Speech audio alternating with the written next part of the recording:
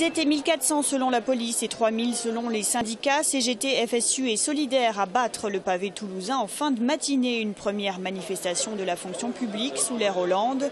Hospitaliers, salariés de Pôle emploi ou conseillères d'orientation, tous demandent plus de postes, une augmentation des salaires et du pouvoir d'achat. Il y a le gel du point d'indice de la fonction publique qui est présent pour la fonction publique et qui ne permet pas du coup d'avoir une croissance et d'avoir une consommation digne de ce nom. Et puis il faut aussi une reconnaissance du travail. Avec la RGPP qui s'est appliquée, on est de moins en moins avec toujours plus d'activités. Je travaille par exemple au lycée des Arènes, nous avons un cahier de rendez-vous.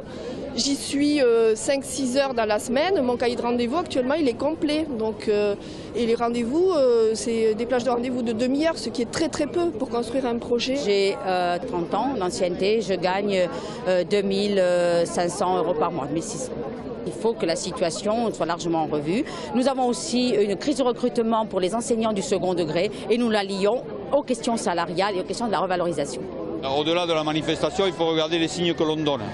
On n'est pas naïf, on a toujours dit qu'on ne resterait pas l'arme au pied et que notre ambition, que ce soit la fonction publique aujourd'hui, mais le privé aussi, c'est de se donner des rendez-vous, de faire remonter les choses. Et en termes de rendez-vous, la manifestation d'aujourd'hui donnait le là de la rencontre du 7 février avec Marie-Lise Lebranchu, la ministre de la fonction publique.